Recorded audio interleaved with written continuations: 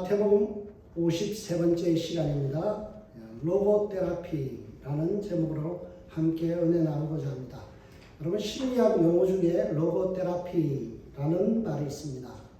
우리가 언뜻 보면 테라피 하니까 치료 생각나죠? 로고라는 말은 로고스, 말씀 또는 이런 뜻이 되어 있는 말입니다. 로고테라피. 여러분, 로고테라피라는 이 말이 보면 다른 표현으로는 동기이론, 모티베이션 테라피라고도 이야기합니다. 어떤 뜻인가 하면 어떤 사람이 분명한 동기를 가지고 있으면 어떤 수모와 창피 그리고 고통 속에서도 의연하게 대처한다는 거예요. 의미가 없다라고 생각하는 사람이 자살하죠. 내가 더 이상 어떤 일에 있어서 동기가 없으면요, 살 가치를 못 느낍니다. 그러나 분명한 동기를 가진 사람은요, 살 수 있다, 할 수 있다, 해야 된다라는 생각을 합니다. 우리가 이민을 와서 어떻게든 이민사회 속에 적응해야 된다는 동기를 가진 사람들은요, 새벽 일찍 일어나서 일을 시작하죠. 여러 가지 수모를 당하면서도 그 감내합니다. 그리고 밤늦게까지 일을 하면서도 지칠 줄 모르고 일을 합니다. 왜 그럴까요? 이민사회에 와서 분명히 1세대로서 내가 정착해야 되고 가정을 건사해야 된다는 동기가 있기 때문에 그래요. 여러분, 자식을 공부시켜야 된다는 동기를 가진 사람은요, 자식 공부를 위해서는, 출세를 위해서는 몸이 부서져라 부모들은 일을 합니다. 동기를 가진 사람은 어때요? 스스로 이겨내더라는 거예요. 여러분, 이 로고테라피라는 말을 처음으로 사용한 사람이 빅터 프랭크라는 사람입니다. 250만 부의 책이 판매되고 75판이 인쇄될 정도로, 그리고 19개국어로 번역될 만큼 명저를 남겼는데요. 죽음의 수용소에서라는 책입니다. 빅터 프랭크는 심리학자입니다. 그리고 정신치료하는 의사예요. 이분이 2차 세계대전 때 유대인이라는 이유로 체포되어서 아우슈비츠 수용소에서 굉장히 어려운 생활을 하게 됩니다. 고문을 당하고 여러 가지 핍박을 당하고, 그리고 박사임에도 불구하고 완전 멸시를 당하고요. 아주 잔인할 정도로 독일 사람들이 발가벗겨서 수모를 줬어요. 아무데나 용변을 볼 수 있게 만들었어요. 화장실도 없었어요. 얼마나 창피할까요? 그곳에서 온갖 고문과 사람 이하의 대접을 받으면서도 그가 품격을 잃지 않았어요. 모두가 감옥이라는 이 열악한 환경 속에서 자멸하는데 도리어 행복한 천사의 모습으로 살아갔습니다. 왜냐하면 그가 감옥에서 생각할 때 이런 생각을 하죠. 나는 고귀한 인생이다. 나는 창조적인 삶을 살아야 될 인생이다라는 동기를 가졌어요. 지옥 같은 감옥이었는데 하나님이 나를 이곳에 감옥에 파송하셔서 창조적인 일거리를 하라고 나를 이곳에 보냈다라고 그런 마음을 가졌어요. 그래서 도망칠 기회가 있었는데 도망치지 않았어요. 도리어 그는 남아서 사람들이 그 피폐한 생활을 하면서 정신적으로 무너질 때 정신과 의사로서 상담해주고 주치의사에 끌어냈어요. 똑같이 고난이 있었어요. 힘들었어요. 그런데 빅터 프랭크는요, 그곳에서 하나님 나에게 주신 사명이 있다, 내가 일거리가 있다 라고 생각하니까 어때요? 창조적인 일을 하더라고요. 여러분, 사람들은 힘들어서 죽는 게 아니에요. 왜 사람들이 좌절할까요? 그것은 내 안에 동기를 발견하지 못하기 때문에 그래요. 분명한 이유와 살아가야 될 가치, 내가 뭔가를 해야 된다는 그런 반응이 있을 때 어때요? 사람은 더 에너지가 넘치죠. 그래서 저는 이렇게 표현합니다. 인생은 반응이다. 인생은 반응이다. 여러분, 똑같은 일이 주어져도요, 내가 어떻게 반응하느냐에 달려있죠. 여러분, 신앙도 마찬가지입니다. 우리가 살아가면서 똑같은 고난을 당해요. 그러나 그 똑같은 고난 앞에서 우리가 어떻게 반응할지는 내가 결정하는 거예요. 은혜롭게, 기쁘게, 즐거움으로, 감사함으로 반응할 것이냐, 아니면 불평하고 그리고 신경질 부리면서 반응할 것입니다.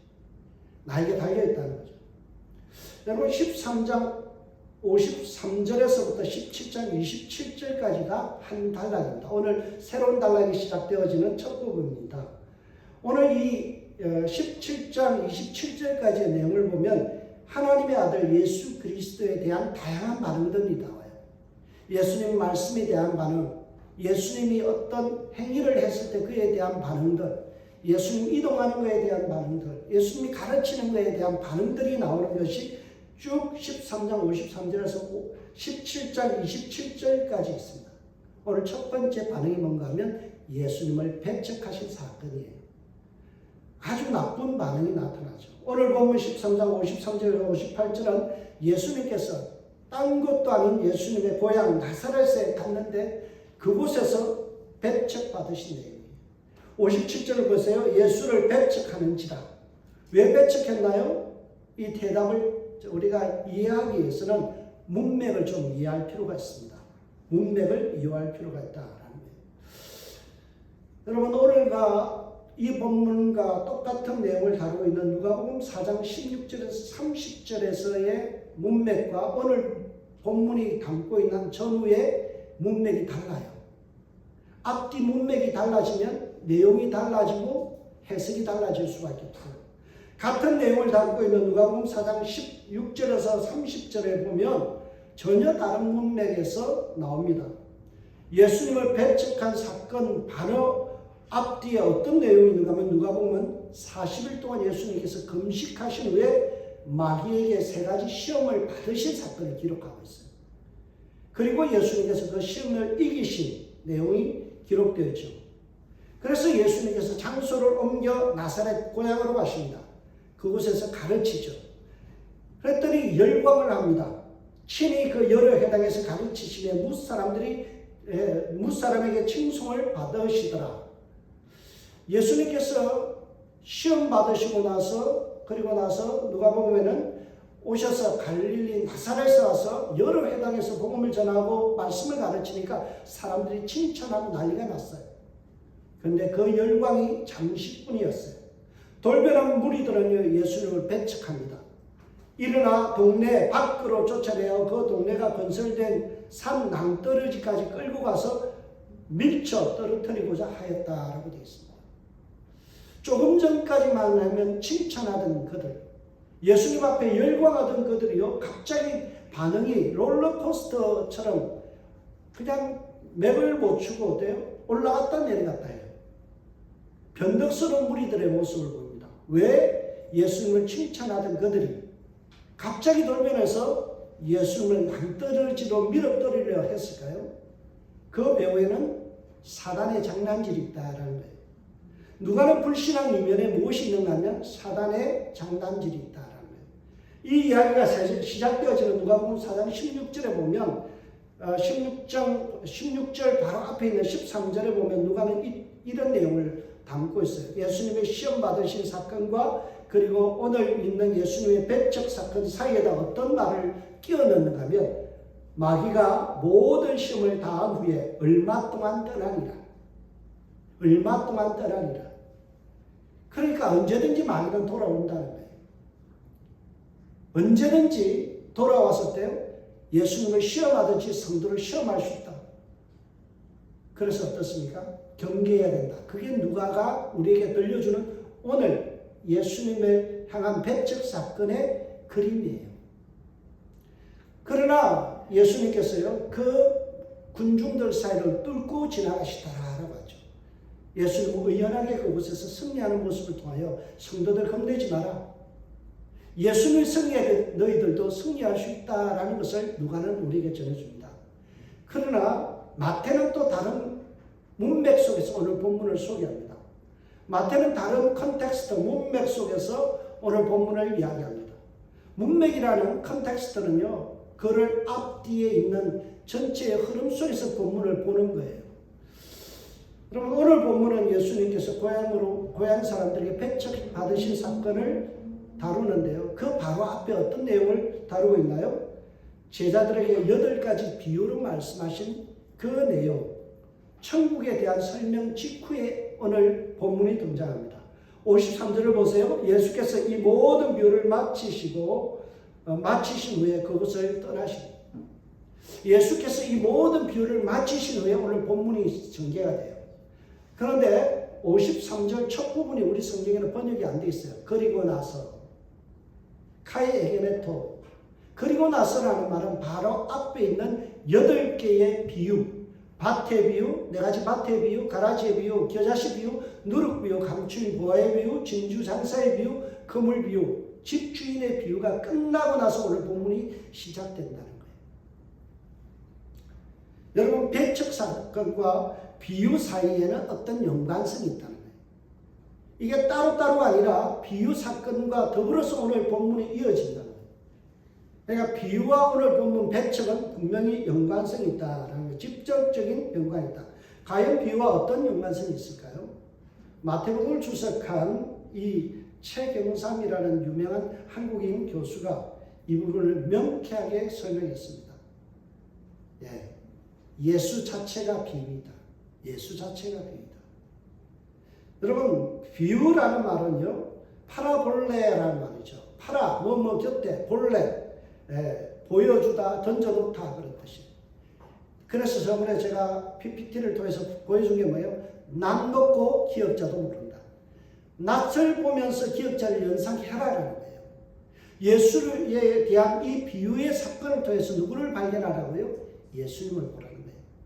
여러분, 생명의 씨앗이 되는 그 예수님, 생명의 씨앗 되는 예수님을 4가지 밭은 다르게 반응하죠.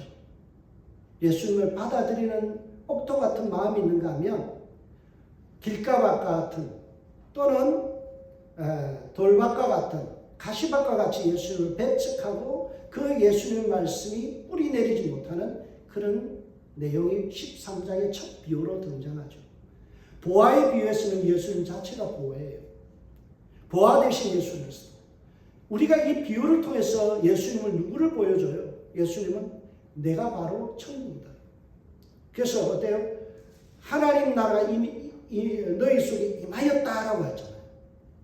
하나님 나라, 천국이 너희에게 임하였다라는 말은 뭐예요? 예수님이 이 땅에 왔다라는 거예요. 그래서 예수님이 바로 천국이신데 그분을 소유하면 어때요? 우리가 천국을 소유하는 거예요. 여러분, 천국은 황금집이 중요한 게 아니에요. 뭐가 중요해요? 우리의 생명 대신 예수 그리스도와 영원히 함께 있다는 거예요. 예수님이 내 마음속에 있으면 그것이 천국이고 하나님 나라예요. 그래서 예수님은 비유를 통해서 내가 곧 천국이다. 예수님 영접하는 사람 마음에는 천국이 실현된다는 것을 보여주고, 그리고 볼 수 있도록 파라볼레, 비유로 드러내신 거예요. 하나님의 성자 예수님을 메시아로 우리 곁에 두셨습니다. 그것을 성육신이라고 말씀하죠.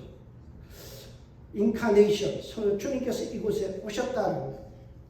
예수님을 구원자로 믿으면 우리는 구원을 받고 그분의 통치를 받는 삶을 살아가면서 천국을 누리게 됩니다. 여러분, 비유는 천국, 즉 하나님이 세상에 보내주신 통치자이신 예수님을 설명해 주는 내용이에요. 그런데 예수님을 메시아로 믿지 못하기 때문에 어떤 일이 벌어졌어요? 돌밭과 같이, 가시밭과 같이, 길밭과 같이 거부하는 사건이 일어난 거예요. 예수님께서 쏟아내신 천국에 대한 설명들을 믿지 않기 때문에 결국에는 배척하는 겁니다. 우리도 마찬가지입니다. 구약에 있는 말씀들, 구약에서 뭘 이야기해요? 구약은 오실 메시아, 장차 오실 예수님에 대한 이야기예요. 수많은 이사야의 글과 신명기의 글에서 뭐예요? 수많은 말씀들이 다 예수님에 대한 설명이에요. 오실 메시아. 그 예수님에 대한 구약의 메시지를 읽고 있으면서도 유대인들은 그것을 예수님으로 적용하지 못했던 거예요. 예수님께서 오셔서 내 마음속에 들어오셔서 그분이 통치해야 되는데 우리는 자꾸만 예수님을 밀어내요. 배척해요. 여러분, 왜 그럴까요? 우리는 예수님을 하나님의 아들로 보지 아니하고 인간으로만 보기 때문에. 저는 요즘 많은 좀 진보적이고 아주 자유주의적인 여러 가지 방송과 책을 읽고 있습니다. 제가 그런 쪽에 많은 책을 읽고 있는데요. 한결같아요. 그들의 메시지 속에는 다른 게 없어요. 예수는 인간일 뿐이다 라는 거예요. 좋은 선생님입니다. 그래서 예수를 믿지 말고 예수를 배워서 살아가라. 그것이 끝이에요. 예수님을 메시아로 인정하지 않습니다. 하나님이 그 속에 거하는 성령으로 거하시는 것을 믿지 않는 거예요. 나사렛 사람들이 예수님의 외형만 본 거예요. 그래서 예수님의 신성을 보지 못하고 늘 알던 예수, 그들과 함께 생활하던 인간 예수로만 그렇게 바라보고 예수님을 배척했다는 사실이에요. 마태는 이 사실을 우리에게 강조합니다. 마태복음 13장 53절에서 17장 27절까지가 한 단락이라 했는데 그 중에 가장 핵심이 되는 것이 바로 16장이에요. 여러분 마태복음 16장에 보면 예수님께서 제자들에게 묻죠. 야, 너희는 나를 누구라 하느냐? 라고 물어요. 그러니까 베드로가 앞다퉈서 아주 용감하게 이런 대답을 합니다. 주는 그리스도시요 살아계신 하나님의 아들이십니다. 바요나 시몬아 내가 묻되다. 내가 그것을 말하는 것은 네가 말하는 것이 아니라 성령께서 너를 깨닫게 하셨기 때문에 그런 대답하는 거야 라는 거죠. 예수님께서 기대했던 대답을 베드로는 철석같이 했어요. 그런데 베드로의 마음속에는 그 마음의 심중에는 예수님을 하나님의 아들 그리스도로 인정하지 않았다는 거예요. 예수님께서 곧 내가 십자가 진다라고 하니까 베드로가 어떻게 해요? 베드로가 예수를 붙들고 항변하여 이르되 주여 그리 마옵소서 이 일은 결코 주께 미치지 아니하리다. 붙들고 항변하다라는 말이 헬라어로 보면 에피티마오라는 말인데요. 밀치다, 몰아세우다, 닦아세우다, 심하게는 멱살 잡다 그런 뜻이에요. 여러분 베드로가 예수를 멱살 잡았다는 거예요. 왜요? 내가 생각하던 예수가 아니라는 거죠. 이 나라를 회복시켜서 광복을 통해서 예수님이 왕이 되면 그때 내가 한 자리 해먹을 생각을 하고 있었죠.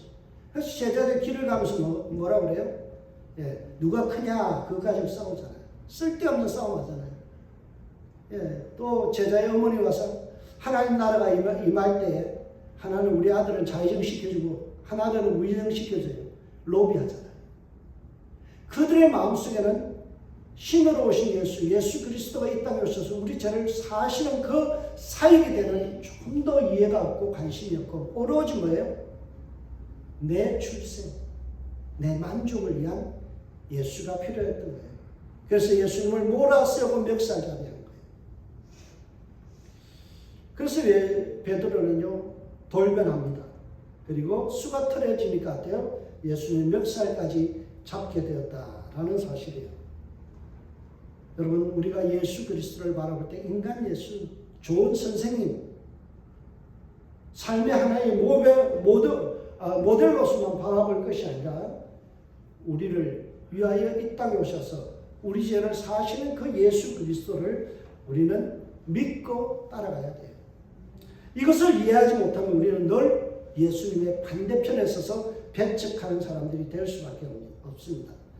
예수님께서 베드로를 향해 단호하게 말합니다. 사단아 내 뒤로 물러가라. 너는 나를 넘어지게 하는 자로다. 내가 하나님의 일을 생각지 아니하고 도리어 사람의 일을 생각하는 거다. 베드로가 어떤 사람이라고요? 예수님의 발을 걸어 넘어뜨리는 사람. 넘어지다라는 말이요. 스캔달리조라는 말인데요. 여기서 나온 말이 스캔들이라는 말이에요. 예수님을 스캔들의 주인공으로 만들었다는 거예요. 베드로는요. 수가 틀리면 예수님을 몰아세우고 그리고 안 되면 결국에는 추문의 주인공으로 만들어버리는 사람이었다는 거예요. 저는 참 세상 말로 네 가지가 없다. 싸가지가 없다. 그런 생각을 들어요. 어떻게 예수님을 3년이나 따라다니면서 저렇게까지 예수님 멱살 잡고 예수님 밀치고 안 되니까 어때요? 예수님 넘어뜨리려는 사람으로 돌변할 수 있을까? 저는 묵상하면서 그런 생각이 들었어요. 신앙이 떨어지면요. 믿음이 떨어지면 매너도 떨어진다. 신앙이 떨어지면요. 매너도 떨어진다. 예의도 없어져요. 여러분, 사랑은 무례히 행치 아니하며. 이 말씀 참 중요해요. 성령 충만하면 성령의 열매가 맺히죠. 성령 충만한 사람은 어때요? 예, 사랑은 무례히 행치 않는다. 예의를 지킨다는 거예요. 예수 잘 믿는다는 것 중에 하나가 뭐예요? 매너를 갖춘다는 거예요. 그리스도의 품격을 갖는다는 거예요. 품격. 여러분, 품격할 때 격자를 보면 입구자가 있어요. 3개가 있어요. 뭘 말할까요? 말하는 품격이 다르다는 거예요. 드러나는 태도가 다른 거예요. 왜냐하면 오늘 본문을 보면서 나사렛 사람들, 예수님을 배척하는 사람들의 모습 속에서 참 예의 없다, 무례하다라는 생각이 들어요. 왜냐하면 예수님께서 한참 설교를 하는데 말을 가로막아야 돼요. 오늘 54절 보세요. 고향 사람, 나 고향으로 돌아가서 그들의 회당에서 가르치시니 라고 말씀하죠. 54절에 가르치시니라는 말이요, 시제를 보면 미완료태로 되어 있어요. 미완료태. 미완료라는 거예요. 예수님 계속 말씀하고 계시다는 거예요. 예수님 계속 말씀하는데요, 갑자기 나사렛 사람들이 웅성거리고 끼어들었어요. 그리고 도중에 어때요? 예수님 말을 끊어요. 55절 보세요. 그들이 놀라 이르되 이 사람이 이 지혜와 이런 능력이 어디서 나느냐. 여러분, 예수님을 칭찬하는 거 아니에요. 예수님 지금 한참 설교하고 있어요. 예수님 한참 말씀 가르치고 있는데 갑자기 나사렛 사람들이 끼어들었어요. 그리고 뭐라고요? 그들이 놀라 이르되 이 사람이 지혜와 이 능력이 어디서 나느냐. 못 믿겠다는 거예요. 그들의 반응은요, 놀라다라는 말은요, 굉장히 강도가 높은 놀람이에요. 영어로 보면요, thunderstruck, 벼락을 맞은 듯이. 그리고 overwhelm, 뭐예요? 압도당하다. 압도당한 상태, 벼락 맞은 상태에 충격적인 하나님의 말씀을 들었어요. 그런데 그들이 예수님의 말씀, 너무나 탁월한 말씀을 들으면서도 태도는 어때요? 궁시렁거리는 거예요. 말을 잘라먹어요. 그리고 예수를 폄하하기 시작해요. 55절 뒷부분과 56절을 보면 이들의 속마음이 그대로 드러나요. 그들이 뭐라고 해요? 놀라운 예수님의 그 설교를 들으면서 뭐라고 해요? 이는 그 목수의 아들이 아니냐. 이는 그 목수의 아들이 아니냐. 여러분, 그 목수의 아들이라는 말이 참 중요한데요. 그의 아버지가 누구예요? 요셉이 목수였거든요. 야, 내가 니네 집구석을 다 아는데 무슨 예언자야, 무슨 메시아야, 그럴 리 없어 라는 말이에요. 여러분, 그들은 가지고 있는 선입견의 노예가 되어서 자신들 발 앞에 계신 예수님을, 하나님의 아들을 부인하고 배척했어요. 그들이 가지고 있는 선입견이 뭔가요? 예수님을 하찮은 목수의 아들로 봤다는 거예요. 예수님의 직업도 뭐였어요? 목수였잖아요. 대를 이어서 목수하는 집안이에요. 여러분, 우리는 목수라니까 조금 그래도 품격이 있어 보이잖아요. 우리 성경은 원래 이것이 조선시대, 조선 말에 이거 한문을 갖다 한글로 번역하다 보니까 굉장히 고어체로 그리고 품격 있게 번역을 했어요. 네. 그래서 우리 성경에 뭐 가라사대 이런 말 전부 다 중국식의 표현들이에요. 굉장히 품격 있게, 굉장히 매너 있게, 조심스럽게 번역을 했죠. 네, 목수라는 이 말은요, 우리가 생각하는 목수가 아니에요. 이 텍톤이라는 이 단어는 어떤 뜻인가 하면, 가장 쉽게 하면 노가다, 건설 노동자, 목공과 석수 일을 함께하는 사람, 일용직 노동자, 노가다, 현장 기술자, 그런 뜻이에요. 여러분, 나사렛 사람들은 예수님을 볼품없는 그러한 집구석 사람으로 매도하고 있어요. 니네 집 아버지 때부터 너 예수까지 전부 다 노가다 출신 아니냐? 건설 현장에서 일용직으로 그냥 짐꾼 지고 벽돌 나르던 그 무식한 집안에서 뭔 선한 것이 나냐? 아버지 요셉이 일찍 죽었기 때문에 장남이었던 예수님은요, 아버지의 대를 이어서 건설 현장에서 막노동을 했어요. 닥치는 대로 목공 일도 하고요, 석수 일도 하고요, 벽돌도 나르고, 그렇게 30세가 될 때까지 예수님 그 일을 하셨어요. 한마디로 예수는 노가다꾼이었어요. 그랬으니 자연스럽게 율법 교육을 받지 못했다는 거예요. 가방끈이 짧다라는 거예요. 학교를 제대로 못 나왔어요. 이들은요, 네가 목수의 아들이 아니냐는 이 말을 통해서 너의 과거의 직업과 학력을 나는 알고 있다. 그것을 덜먹이면서 예수님을 욕보이고 있다는 거예요. 이어지는 인신공격은 계속되어집니다. 나사렛 사람들은요, 예수님을 향하여 너희 집 집구석에 그 숟가락 몽댕이까지 내가 다 알고 있는데 무슨 뻥을 치냐? 어디서 주어들은 몇 율법의 말씀 풍어를 가지고 우리를 궤변을 통해서 우리를 현혹시키느냐라고 예수님의 가족사를 읽기 시작합니다. 어머니는 마리아, 그 형제는 야고보, 요셉, 시몬, 유다라 하지 않느냐? 그 너희들이 다 우리와 함께 있지 않느냐? 너네 집구석 다 알고 있어.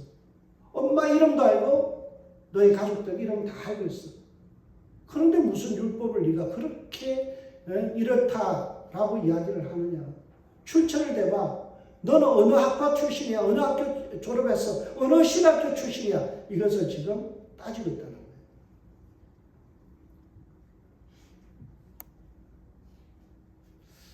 제가 보면서 참 치졸하다, 매너 없다라는 생각이에요. 예수는 한참 놀랄 정도의 탁월한 메시지를 전하는데도 그들의 마음속에는 너 어느 학교 신학교 출신이야? 어느 집안 사람이야? 막노동권 주제에 무슨 우리 앞에서 학자품을 얽고 있냐? 그렇게 예수님을 공박하는 거예요.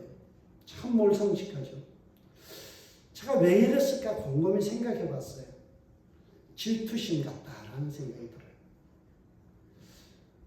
무지랭이였던 예수님께서 3년을 가축하셨는데요. 고향을 떠나서 공생에 3년 사는데 3년도 안 됐는지 어느 날 돌아와서 유식한 말을 해요. 그러니 어떨까요? 이전에는 나보다 못했는데, 나보다 못 배운 사람인데, 저 집안 우리보다 못난 집안이었는데 갑자기 금유환양에서 예수님 입에서 나오는 말씀이 너무나 명쾌하고도 랍비들을 압도하는 그 메시지를 들으면서 어때요? 속에서 질투심이 나는 거예요. 여러분, 우리가 동창회 갔다 오면 질투심에 막 불글불 끓는 사람들 있잖아요. 쟤 나보다 공부 못했는데, 쟤 나보다 못생겼는데, 어느 남편 잘 만나가지고 전에 출세했어. 그러잖아요. 아마 그런 질투심이 나사렛 사람들에게도 있었을 거로 보여져요. 그래서 나사렛 사람은 예수님 안에 가신 충만한 성령님, 하나님의 아들 오신 그 메시아를 보지 못하고 어때요? 실컷 예수님을 놀려먹다가 핀잔 주다가 세상 말로 패대기 쳐버리는 거예요. 57절 뒷부분을 보세요. 예수를 배척하는지라. 번역에 보면, 이 새 번역으로 보면 달갑지 않게 여기다라고 되어 있어요. 영 마음이 불편한 거예요. 그래서 이 원어를 보면 스칸달리조라는 단어를 써요. 스캔들. 실족하다, 배척하다. 마음이 불편한 거예요. 그런데 나사렛 사람들이 이러면 안 되는 사람들이에요. 여러분, 나사렛이라는 뜻은요, 망대라는 뜻입니다. 높은 타워. 그래서 나사렛이 뭐예요? 이렇게 높은 산 등성이에 있어요. 이 나사렛은요, 그 유명한 길이 지나가는 길목에 있어요. 그래서 항상 망대와 같이 위에서 와치아웃 할 수 있는 곳이에요. 근데 나사렛이라는 말이 망대라는 뜻도 있지만, 수호하다, 지키다는 뜻도 있지만, 나사렛이라는 뜻이 어떤 뜻을 갖고 있는가 하면 거룩이라는 뜻을 갖고 있어요. 나사렛은 어떤 곳이에요? 거룩을 수호하는 곳, 거룩을 지키는 곳. 거룩한 생각과 거룩한 태도와 거룩한 신앙을 지키는 것이 바로 나사렛의 주어진 사명이에요. 거룩의 본체 대신 예수님이 오셨는데도 나사렛 사람들은 거룩을 저버렸어요. 거룩한 생각, 거룩한 태도, 거룩한 신앙이 아니라 치졸한 질투심 속에서 예수님을 배척해버린 거예요. 이러면 안 되는 사람들이에요. 여러분, 우리도 그래요. 이러면 안 되는 사람인데, 이러면 안 되는 목사인데 어때요? 성질을 부려요. 고집을 피워요. 이러면 안 되는 장로님인데 장로가 성도들의 어떤 모범이 되는 것이 아니라 되려 어린아이의 모습으로 살아가요. 이러면 안 되는 권사님인데 어때요? 투정하고 시기하고 질투해요. 여러분은 나사렛 사람이에요. 거룩을 수호해야 될 사람이에요. 그런데 그 거룩을 저버리고 내 생각과 내 판단과 나의 감정의 노예가 되어서 예수님을 배척하고 예의 없이 굴고 그리고 아주 수치스러운 모습으로 살아갈 수 있다라는 거예요. 여러분, 왜 나사렛 사람들이 이런 거룩을 저버리고 품격이 떨어지는 삶을 살아갔을까요? 그것은 기준이 바르지 못하게 돼서 그래요. 여러분, 사람에게서는 기준이 중요해요. 여러분, 이 미국은요, 야드를 쓰잖아요. 야드. 한국은 뭘 해요? 센치. 1m. 그래서 달리기에도 미국인들은 1마일 달리기 하죠. 우리는 1km 달리기 그러잖아요. 미국 사람들이 유독 야드만 써요. 왜요? 자기들이 그것을 표준으로 제시하는 거예요. 우리가 강대국이니까 너희들 다 우리 따라서 야드 써. 파운드 써. 그러는 거예요. 여러분, 기준이 달라지면요, 우리가 모으는 것이 달라져요. 그렇잖아요. 키에 대한 것, 몸무게에 대한 것, 모든 기준은요, 무엇을 설정하느냐에 따라서 달라져요. 여러분, 나사렛 사람들의 마음에는요, 정말 거룩한 하나님의 말씀이 기준이 되지 못했다는 거예요. 여러분, 하나님의 말씀에서 벗어나는 삶은 삐뚤어지고요, 타락하고 품격을 잃어버리게 되어 있어요. 바울은 영적인 아들 디모데에게 편지하면서 거룩한 마음과 생각과 그리고 말과 행동은 말씀에 집중할 때 우리에게 주어진다라는 거예요.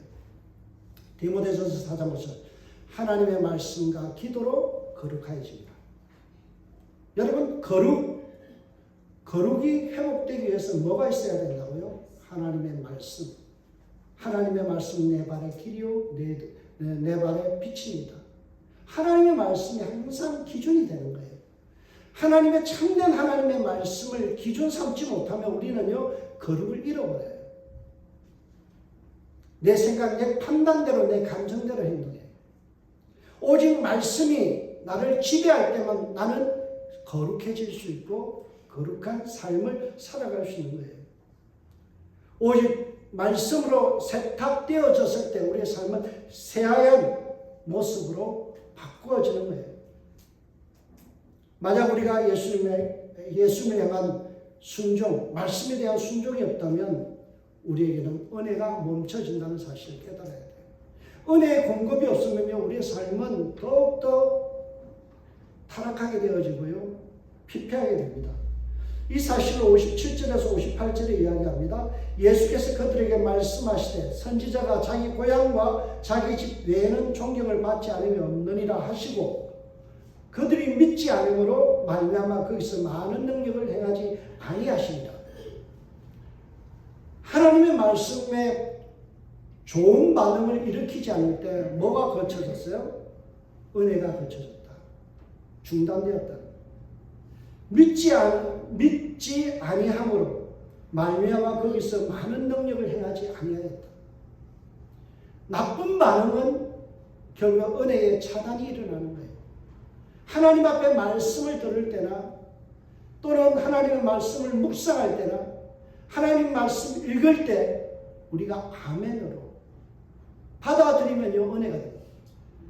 그래서 우리는 뭐라고 해서 은혜로 받으면 버릴 것이 없다는 거예요. 모든 것이 합력하여 선을 이룹니다. 여러분 그래서요, 복은 자기 몫이에요. 여러분이 어떻게 반응하느냐에 따라서 그것이 복이 되기도 하고 은혜가 되기도 하고 아니면 저주가 되기도 해요. 신명기의 내용이 그거예요. 신명기의 내용이 뭡니까? 신명기 6장 4절에서 9절 쉐마 이스라엘, 야 이스라엘 들으라, 하나님 말씀 너희들 그것을 기준으로 삼아. 그러고 나서 마지막에 가면 28장에 가면 무슨 복과 저주를 이야기하잖아요. 에발산과 그리심산에서 말씀에 순종하면 너희 복받아, 말씀에 순종하지 않으면 너희들 저주받아. 그게 신명기예요. 그 말씀에 따라서 역대기는 뭘 이야기해요?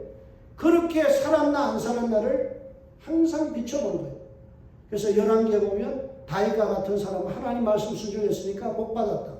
나머지 놈들은 다 하나님 말씀 불순종해서 저주받고 그리고 폐위됐다. 하나님의 말씀이 어떻게 삶에서 성취되었는지를 보여주는 게 구약성경이에요. 여러분, 우리가 하나님의 말씀 앞에 어떻게 반응하느냐?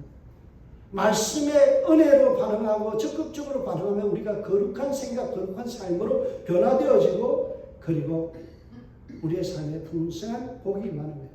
반대로 우리가 믿음으로 반응하지 않고 계속해서 불평하고 배척하게 되면 하나님의 능력이 스탑되는 거예요.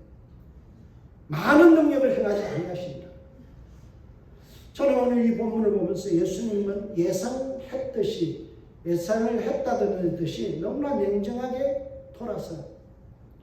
붕괴하지도 않습니다. 당연하게 여깁니다. 빅터 프랭크 박사가 한 것처럼 여러 가지 배척과 반대 속에서도 의연하게 자기 일을 합니다. 환경에 결코 좌우되지 않고 주님은 주님의 사명의 일을 해요.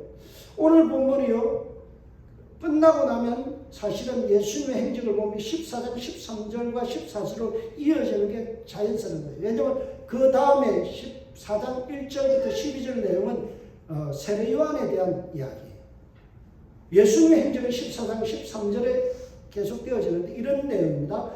예수께서 나오사 큰 무리를 보시고 불쌍히 여기사 그 중에 있는 병자를 고쳐주십니다.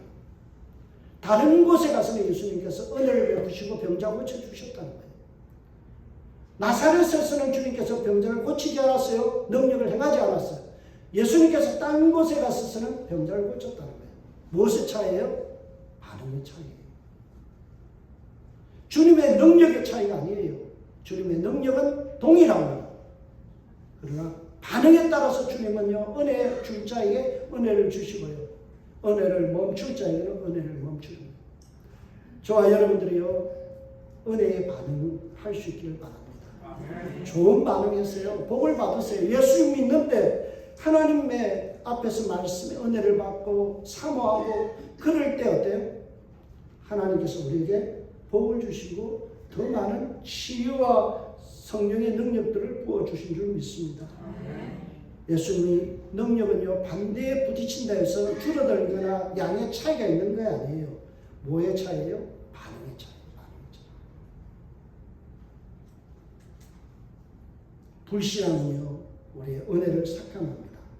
반면에 믿음의 반응은 하나님의 축복을 불러옵니다. 좋은 반응으로 저와 여러분이 복을 받기를 주님으로 축복합니다. 또 한 가지 우리가 마지막으로 결론을 내릴 수 있는 말씀은 뭔가 하면, 예수님처럼 다른 사람은 어떻게든지 나 주님의 군사되어 주님의 사명에 헌신하는 사람이 돼야 돼요. 빅터 프랭크 박사가 그 환경 속에서도, 어려움 속에서도 뭐예요? 나는 주님이 내게 주신 사명이 있다. 나는 치유자다. 나는 저들을 치유해야 될 의사다. 주치의사가 되겠다라는 그런 사명과 동기를 가지고 도망갈 수 있음에도 수용소에서 남아서 끝까지 사람들을 돌봤잖아요. 예수님 어때요? 배척과 수모 속에서도 그거 의연하게 대처하고 다른 곳에 가서 은혜 받을 자에게, 은혜 베풀 자에게 은혜를 주시는 거예요. 여러분도 마찬가지예요. 내가 나가서 살아갈 때 어렵다고 했어요. 외면하지 마세요. 하나님이 내게 이 땅에 살아갈 수 있는 생명을 주시는 이유가 있다는 거예요. 분명한 동기가 있다는 거예요. 오늘 주님께서 내 생명을 가져가지 아니하고 이 땅에 살게 하시는 분명한 목적이 있어요. 그 목적을 위해서 헌신하는 거예요. 영혼 구원을 위해서 헌신하는 거예요. 살아가는 삶을 위해서 헌신하는 거예요. 오늘도 나이가 숨쉬고 있다는 것은 참 중요한 의미가 있다는 거예요. 죽지 못해서 사는 게 아니에요. 오늘 내게 주신 사명이 있기 때문에 하나님께서 생명 영장해 주신 거예요. 그래서 오늘 살아가면서 우리가 하루하루 주님처럼 복음을 전하고 은혜를 갈망하는 사람들이 가서 은혜를 베풀고 위로하고 치유하는 저와 여러분들 되시길 주의 이름으로 축복합니다. 기도하겠습니다. 하나님 감사합니다. 귀한 말씀 우리가 받고 누리며 전하기를 원합니다. 우리 믿음에 반응하게 하시고 주님 앞에서 좋은 반응으로 좋은 상급을 얻는 저희들 되게 하여 주옵소서. 감사하고 예수님의 이름으로 기도합니다. 아멘.